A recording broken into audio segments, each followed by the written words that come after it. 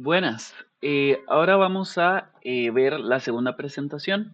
Voy a dar por hecho de que ya vieron el video anterior donde hablamos de gestión de riesgo. Igualmente, seguimos con la misma unidad temática, pero ahora vamos a ver los fenómenos que enfrenta Costa Rica. Eh, Hagamos una recapitulación de dos conceptos base que son fenómeno natural y desastre natural. ¿Qué es un fenómeno natural? Básicamente, el fenómeno natural no me parece necesario enseñárselos de acá, pero bueno, ya sé que se me acaba de ocurrir, se los voy a enseñar de acá. El fenómeno natural básicamente es cualquier situación, vamos a ver, es cualquier situación que es generada por la naturaleza y que se produce independientemente de la actividad humana. Desde la actividad subatómica, yo no puedo llegar y decirle a a mis células, básicamente darles instrucciones, como, no sé, la que sea, en este momento ya no me acaba de dar la cabeza. O también, por ejemplo, yo no le puedo decir al planeta Tierra, mira, deja de girar, deja de rotar. No, no se puede. Lo mismo que yo no puedo llegar y ver al cielo y ver una lluvia de estrellas y decirles, deténganse. No se puede. Básicamente, un fenómeno natural. Luego tenemos el desastre natural, que es básicamente cualquier efecto negativo para el ser humano generado por un fenómeno natural.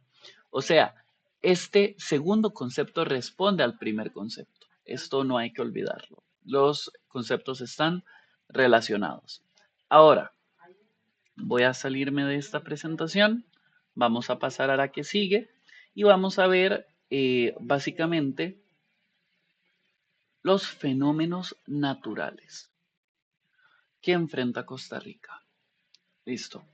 Ahora, de nuevo, tenemos los fenómenos naturales, son eventos asociados a la fuerza de la naturaleza, principalmente de origen geológico, geofísico, hidrometeorológicos, biológicos y demás.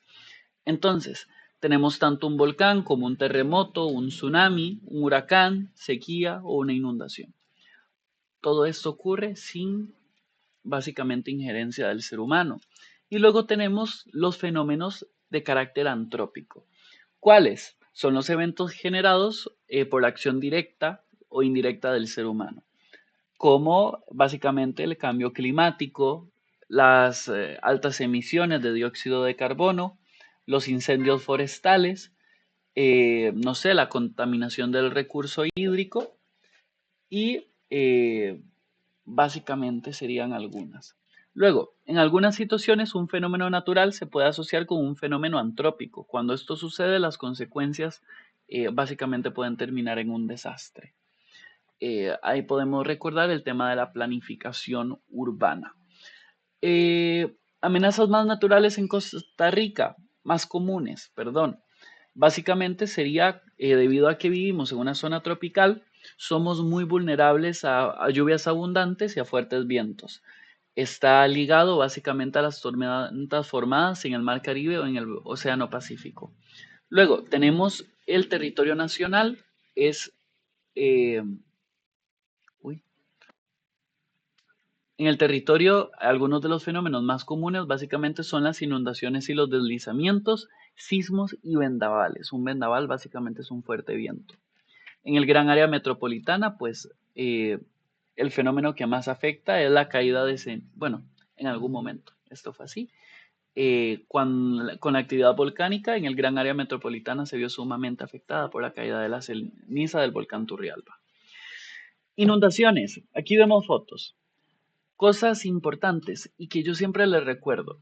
A ver, yo aquí estoy leyéndoles diapositiva por diapositiva, eh, texto por texto, pero ustedes pueden ser más ágiles, ustedes pueden ver la presentación y la idea es que trabajemos, hagamos un ejercicio de selección de la información, priorizar y que nuestras notas no sea solo transcribir la información, sino que sea realmente seleccionar lo que podemos considerar valioso. Eh, Puesto que todo está aquí, todo es valioso, pero incluso dentro de la información valiosa también hay que aprender a seleccionar. Las inundaciones pueden ser causadas por exceso de lluvia, los ríos aumentan el caudal y básicamente se desbordan. aumenta principalmente en la época lluviosa. No olvidemos que Costa Rica no tiene estaciones como otras zonas del planeta. Otoño, invierno, verano, primavera. Acá está básicamente la estación seca y la estación lluviosa. Eh, este fenómeno afecta poblados, cultivos, ganados y hábitats naturales, no solo al ser humano. Y en el caso de este fenómeno natural, que también suele ser desastre natural porque da efectos negativos al ser humano, la provincia más afectada es Limón. ¿Por qué? Porque gran parte de la provincia es llanura y posee muchos ríos. Deslizamientos. Ahora, son desplazamientos de tierra, vegetación, lodo y otros materiales de la parte alta de montañas y otros sitios. Podemos recordar el tema de la erosión antrópica o la erosión natural. Eh, Se satura el terreno. Habíamos hablado de que, bueno, cuando llueve la tierra cumple una función importante, incluso en el ciclo hidrológico. Llueve, la tierra absorbe el agua y esto tiene un límite. Cuando la cantidad de lluvia excede la capacidad de absorción de los suelos, pues básicamente la estructura del suelo cede. Y ahí es donde se provocan los deslizamientos. Eh, y luego, al igual que las inundaciones, aumentan con la época lluviosa. Acá vemos imágenes de diferente estilo. Por ejemplo, aquí vemos tierra sumamente cerca y es una propiedad básicamente carente de vegetación o árboles que realmente tengan raíces que puedan sostenerlo.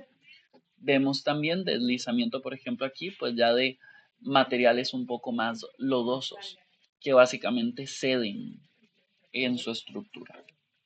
¿A qué nos recuerda? Por ejemplo, quienes han ido a Limón, a la playa, o quienes han ido a Limón y han pasado por el túnel del Surquí y han visto la carretera 32 que pasa junto al Braulio Carrillo.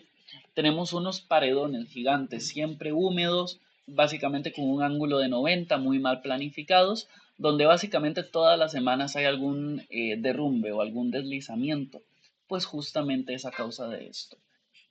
Las condiciones meteorológicas afectan el suelo y al final la estructura termina cediendo, afectando de manera negativa al ser humano en sus actividades económicas o ya la gente que literalmente ha fallecido por la caída de escombros.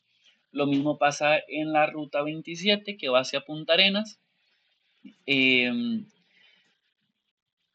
que bueno, ya es un poco distinto, pero quienes han pasado por ahí pueden ver básicamente las montañas como han sido labradas, trabajadas, y se ve básicamente ya la tierra seca, seca, seca, completamente expuesta. ¿Por qué no hay tanto derrumbe? Básicamente porque no se dejó la estructura en un ángulo de 90, sino que básicamente hay un ángulo mucho más pronunciado, con una pendiente que mantiene material fuerte abajo y sostiene todo lo que está arriba. O sea, la planificación de parte del ser humano puede prevenir desastres. Luego, los sismos. eh, Básicamente se perciben en la corteza, son generados por varias razones, puede incluir tectónica de placas o vulcanismo, y considerando que Costa Rica se encuentra sobre 4 placas distintas: Cocos, Caribe, microplaca de Panamá y la placa de Nazca. No se nos tiene que olvidar, si bien Costa Rica es un país que se suele ver pequeño, hasta hace muy poco Costa Rica era el país más grande de Centroamérica. ¿Por qué? Porque un país no solo comprende básicamente su parte terrestre, sino también su parte marítima. Y si contamos la parte marítima y agradeciéndole bastante a la isla del Coco, éramos el país más grande de Centroamérica hasta hace un tiempo. Luego, puede estar asociado los sismos a la actividad volcánica y todo el territorio nacional está expuesto a sismos. Ustedes podrían, y se lo recomiendo, que hagan el ejercicio, pueden entrar a eh, al Opsicorio. Opsi, Opsicorio, siempre se me olvida que es como que es el Observatorio Vulcanológico y Sismológico de Costa Rica. Creo que les tapé las diapositivas un rato. Acá estaban las inundaciones Acá están los deslizamientos, acá están los sismos. Vulcanológicos, bueno, podemos ver aquí un mapa y vemos cómo se nos marcan las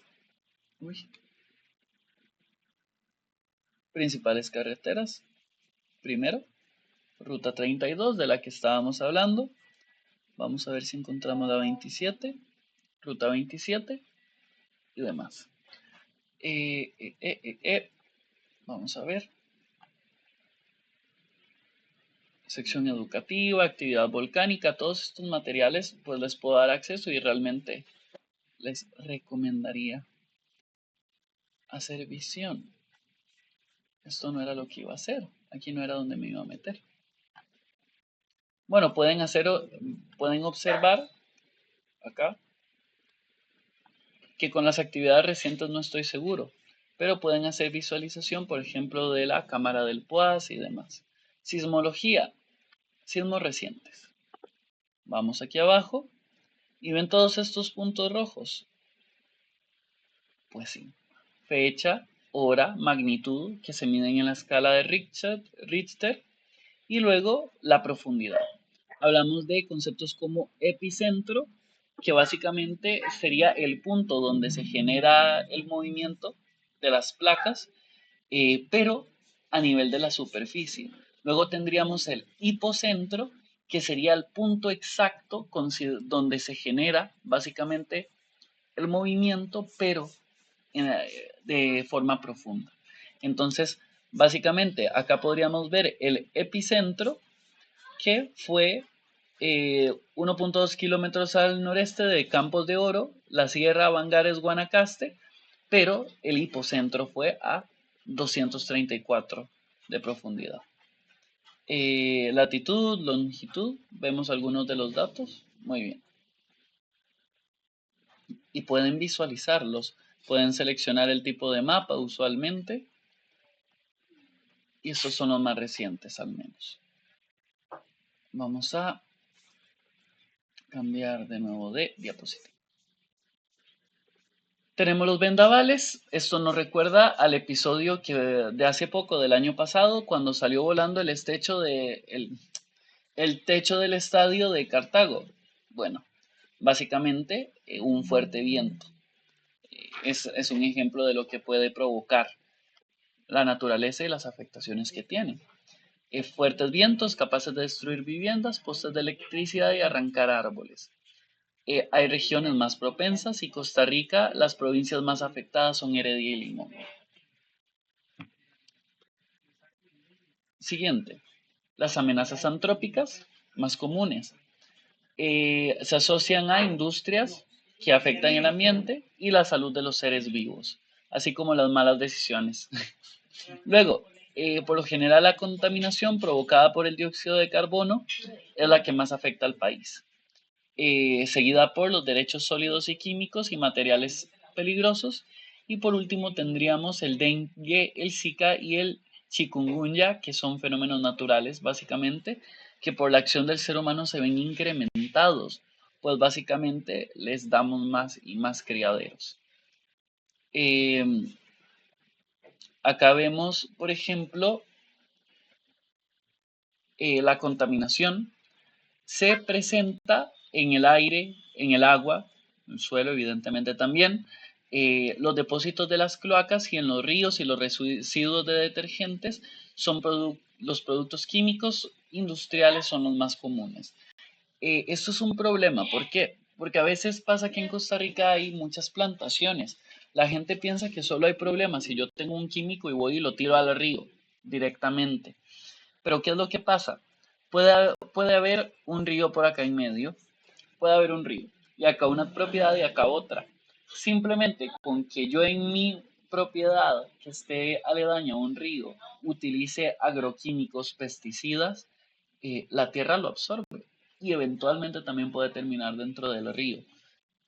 También hay muchas empresas que por no invertir básicamente en plantas de tratamiento o cosas por el estilo, ¿qué es lo que hacen? Empresas de ganado, empresas de agricultura también, pues terminan tirando una cantidad de desechos y químicos también directamente, o mataderos también de animales que eso llegan y tiran los desechos a los ríos directamente. Aguas llovidas, aguas hervidas, de todo un poco. En el gran área metropolitana, también conocida como la GAM, básicamente presenta los mayores índices de contaminación según el Ministerio de Salud por la cantidad de pobladores que lo habitan y luego también a la contaminación. Esto pueden recordarlo, vale la pena. A la contaminación también se le conoce como polución. Vamos a ver. ¿Qué les iba a enseñar? Bueno, aquí no se nos olvide que Costa Rica tiene el río más contaminado de la región, el río Tárcoles. Sí, es el río más contaminado de Centroamérica. Y luego aquí vemos un montón de basura que cae en el agua, las altas emisiones de dióxido de carbono, incendios forestales. Bueno, antes de pasar, vamos a irnos un momento a YouTube y les voy a enseñar un ejemplo, algo curioso, y es un caso concreto, que es Ocean Cleanup.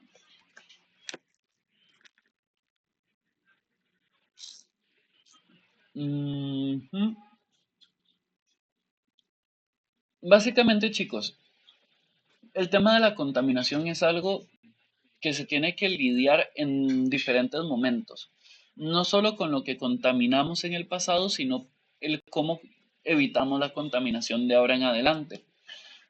Ocean Cleanup tiene una misión muy concreta. Vamos a ver un momento. Podríamos ver este video. Vamos a verlo un momento. Deshacerse de los mosquitos nunca ha sido más fácil que esto. Siempre luchaba con los mosquitos durante las noches de verano, pero esta pequeña... Aunque dejáramos de fabricar plástico mañana mismo, seguiríamos teniendo que lidiar con millones de toneladas de plásticos que están contaminando los océanos y el medio ambiente. Pero la realidad es aún peor. Según estimaciones de la World Economic Forum, la producción de plástico está creciendo exponencialmente, pudiendo llegar a triplicarse en 2060. ¿Pero por qué usamos tanto plástico? Las razones son obvias. El plástico es el material perfecto, es barato, resistente, ligero y moldeable. Se puede usar para fabricar todo tipo de objetos, pero también tiene varios lados oscuros, tanto en su fabricación como después de su vida útil. La producción mundial del 90% del plástico tiene su origen en los combustibles fósiles, petróleo y gas natural principalmente. Solo el 8% es elaborado a partir de materiales reciclados y el 1,5% corresponde a bioplásticos de origen orgánico. En su fabricación se emiten toneladas de gases de efecto invernadero que están provocando el actual cambio climático. Y cuando el plástico es desechado, la mayor parte acaba en el medio ambiente, contaminando el entorno. Según un estudio realizado en 2022, solo el 9% son reciclados, el 50% acaban en vertederos, algunos de ellos ilegales, y el 19% se incinera, y el 22% restante directamente se abandona en el entorno. Una parte importante de estos plásticos llegan a los océanos, donde se han detectado 5 gigantescas manchas de basura, las conocidas como islas de plástico, que son acumulaciones de desechos humanos arrastrados por las corrientes marinas. La más grande es la ubicada en el Pacífico Norte, que tiene un tamaño equivalente a España, Francia y Alemania juntas. La empresa sin ánimo de lucro The Ocean Cleanup lleva más de una década analizando la contaminación plástica en la gran mancha de basura del Pacífico Norte y ha desarrollado una tecnología que a día de hoy está capturando y extrayendo el plástico flotante del océano. Su tecnología evolucionó del System 001 al actual System 03. De lo que se trata básicamente es de una gigantesca barrera flotante de 2,2 kilómetros de longitud, de la que cuelgan 2 alas de 4 metros de profundidad que van recogiendo los plásticos flotantes y los redirige hacia la denominada zona de retención. Bueno, que esta organización se hizo súper viral por un par de videos, si no me equivoco, de MrBeast. Después de unos 3 o 4 días, la zona de retención se llena por completo y se procede a la extracción del plástico. En cada extracción se pueden llegar a capturar unas 18 toneladas de basura. Y por si te estás preguntando qué tipo de plásticos se pueden encontrar flotando en los océanos a miles de kilómetros de la civilización, De todo lado y de todo tipo y de todo lugar. principalmente son objetos hechos de plástico resistente, como barriles, cubos, cuerdas o boyas. Por ejemplo, no se ha encontrado ninguna pajita de plástico en la gran mancha de basura del Pacífico, ya que las piezas de plástico ligeras no llegan a acumularse en las aguas de los océanos. En cuanto al sistema en su conjunto, este es remolcado por 2 embarcaciones a una velocidad muy baja, un poco menos de 3 km por hora. Para que te hagas una idea, es incluso más lento que tú caminando, para que así los plásticos ya capturados no se escapen y evitar en gran medida que los peces sean atrapados. Por cierto, si tienes curiosidad por conocer los inicios de la empresa y cómo fue su evolución, te recomiendo nuestros anteriores vídeos donde explicamos más en detalle toda su trayectoria. Volviendo a la vida marina y a la posibilidad de que sean atrapados por la barrera, la empresa está haciendo un gran esfuerzo por protegerlos. En su último sistema, el System 03, la zona de detención dispone de 16 cámaras que monitorizan constantemente los objetos que entran y una trampilla que se puede abrir por control remoto en caso de que las cámaras detecten algún animal marino entrando en la zona de detención y en peligro de ser atrapado. En tal caso, presionando un botón, se abre la escotilla y el animal puede salir. Además, dispone de bocinas acústicas y sistemas LED para evitar que los animales se acerquen a la barrera. Como estáis pudiendo comprobar, se trata de una empresa puntera que está desarrollando tecnologías muy innovadoras. Otro avance muy importante es su modelo computacional, basado en satélites, drones y sistema GPS, que es capaz de trazar las zonas donde se concentran los plásticos. Así dirigen directamente la barrera hacia esas zonas, pudiendo limpiar una mayor cantidad de residuos en menos tiempo. Y aunque es un verdadero hito todo lo que ha conseguido el equipo de The Ocean Cleanup, la realidad es que existe un gran problema. Tan solo el 1% de los plásticos que llegan a los océanos son flotantes y por lo tanto pueden ser recogidos por su sistema. El resto se sumerge y se acumula en los sedimentos marinos o aún más peligroso, se descompone en microplásticos. Los plásticos pueden persistir durante muchas décadas, degradándose lenta y continuamente en microplásticos. Estos pueden ser ingeridos por los organismos marinos y luego ingresar a la cadena alimentaria humana. De hecho, a día de hoy se han encontrado microplásticos en prácticamente todas las especies marinas. Ya no hay duda de que la contaminación plástica es una crisis global que requiere acción urgente, pero como hemos comentado al principio del vídeo, las previsiones de los expertos apuntan a que la producción de plástico seguirá creciendo. Por ejemplo, en 2022, la producción mundial era de 460 millones de toneladas. Ante esta realidad, el equipo de The Ocean Cleanup se embarcó en un nuevo reto: evitar que los residuos plásticos lleguen a los océanos. Para poder desarrollar la tecnología necesaria, primero tenían que entender muy bien el problema. Por eso realizaron un estudio mapeando el origen de los residuos plásticos, llegando a la conclusión de que aproximadamente el 80% del plástico provenía de unos 1000 ríos. Así es como nació el proyecto del Interceptor, una tecnología que se instalaría en las desembocaduras de estos 1000 ríos para captar los desechos plásticos y... Que es lo que hablábamos, chicos. No podemos pensar que lo único por lo que nos tenemos que preocupar es por lo que se contamina de ahora en adelante. También hay que hacerse responsable de lo que viene atrás. O sea, y lo que iba a decir era al revés. Porque normalmente pensamos que es nada más lo que haya, lo que contaminamos, ir y recoger y reciclar y limpiar. No, se sigue contaminando. Entonces, eh, los interceptores básicamente hacen un trabajo muy curioso que vamos a ver a continuación. evitando su llegada a los océanos. Hasta el día de hoy han instalado 14 interceptores en 7 países, aunque la empresa está continuamente investigando y perfeccionando su tecnología, dado que el problema de la contaminación es muy complejo y cada río es muy diferente. Después del interceptor original, presentaron una solución que a priori es muy simple, pero ideal para ríos pequeños, que consiste en una barrera interceptora y un interceptor tender, que es una pequeña barcaza motorizada móvil que recoge la basura atrapada por las barreras. El hecho de ser móvil le permite cubrir varias ubicaciones al mismo tiempo. Mientras que el año pasado instalaron en el río Las Vacas en Guatemala el interceptor Barricada, un sistema compuesto por 2 barreras flotantes Cerca de nosotros. de gran resistencia, posicionadas estratégicamente para capturar la máxima cantidad de plástico en uno de los ríos más contaminados del mundo. El año 2023 fue un gran año para el equipo de The Ocean Cleanup. Entre sus tecnologías de interceptores y su sistema que está limpiando la gran mancha de basura del Pacífico Norte, llegaron a capturar unos 6 millones de kilogramos de residuos plásticos solo en 2023, sumando un total de 8 millones de kilogramos capturados desde sus comienzos. Aunque si los comparamos con las cantidades producidas al año, que alcanzan los 460 millones de toneladas, esto supone una parte muy pequeña. Aún así, el esfuerzo de la compañía es admirable y su trabajo es digno de ser reconocido.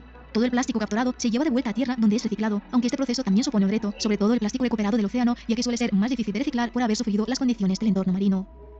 Aunque la tecnología es prometedora, los desafíos son grandes. Por eso, para abordar la crisis del plástico, también necesitamos cambios importantes en nuestro estilo de vida. Por ejemplo, usar materiales alternativos al plástico, como el papel, el cartón o el vidrio, que sean biodegradables, reciclables o reutilizables. También fomentar el reciclaje de los plásticos, separándolos correctamente en los contenedores adecuados, además de mejoras en la gestión de residuos. Promover una economía circular, diseñando productos que pueden ser recuperados y aprovechados al máximo, reduciendo los desechos y las emisiones. Y adaptar hábitos de consumo responsables, evitando el uso de plásticos de un solo uso, como bolsas, pajitas o vasos. Por ejemplo, puedes llevarte la taza de café de casa en vez de los vasos de usar y tirar, y siempre optar por productos ecológicos que sean locales y de temporada. En definitiva, la contaminación plástica es un problema global, pero la innovación y nuestras acciones pueden marcar la diferencia. Únete a la conversación, comparte este vídeo y sé parte del cambio hacia un futuro más sostenible. Excelente.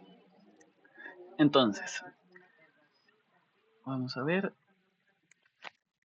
Un momento, voy a volver a entrar a Twitch para ver una cosita.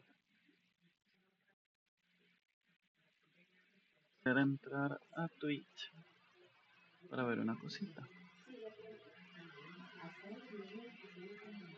Volver a entrar a Twitch para ver una cosita. Ok. Podemos cerrar esto. Tenemos... Uy.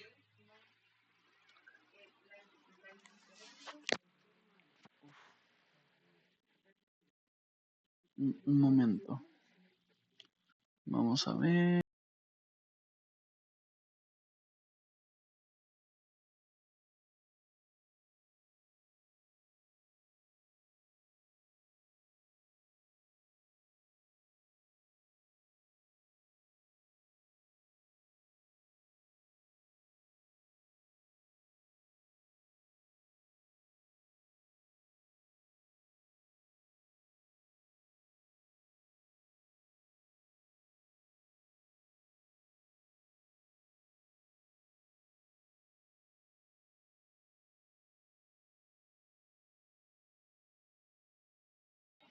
Ok, excelente. Vamos a seguir en lo que estábamos, perdón. Ya vemos un poco de contaminación, casos concretos, y luego tendríamos el tema de los incendios forestales, la mayoría generado por quemas agropecuarias, esto era técnica de la roza y quema, y básicamente quemas de pastos se salen de control por no tener supervisión. Luego son más frecuentes en Guanacaste, Alajuela y Punta Arenas, y afecta también reservas biológicas, porque básicamente es el lugar perfecto y lleno de material que puede entrar fácilmente en combustión. El impacto a la biodiversidad es súper importante y podemos ver, a ver, esto en Costa Rica, el impacto en la biodiversidad. Tal vez no ha habido de forma reciente algo muy sonado, eh, que se quemen zonas residenciales, como en Estados Unidos, los incendios de California, pero todos los años son hectáreas, hectáreas de territorio que se queman. Tala indiscriminada, volvemos a lo mismo de anterior, se produce en áreas protegidas de forma ilegal, pone en riesgo el equilibrio biológico, básicamente se destruyen ecosistemas y de nuevo aumentando el tema del desbordamiento de los ríos, la erosión, deslizamiento, afectando cuencas hidrográficas y considerando que también el hecho de que hayan árboles ayuda en el tema de la absorción del agua. O sea, la tala indiscriminada eh, entra en muchos otros procesos y a veces son, muchas veces, dos opciones. Especies nativas y maderas preciosas, justamente por este interés económico. Vamos a ver, dengue, Zika. Acá tenemos un poco de información en la época lluviosa, donde se hacen los nidos, llantas viejas, basureros, canoas y entre otros. Las regiones más afectadas son las rurales, principalmente el Limón. Sin embargo, la presencia del mosquito que transmite estas enfermedades se ve por todo el país y es importante básicamente disminuir los criaderos. Accidentes tecnológicos asociados al manejo de materiales peligrosos como químicos o combustibles, gasolina, diésel, gas. De esto vamos a ver un ejemplo que pasó en México.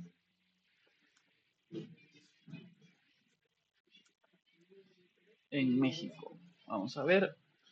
Vean esto. Esto sucedió en México hace no mucho. Este video.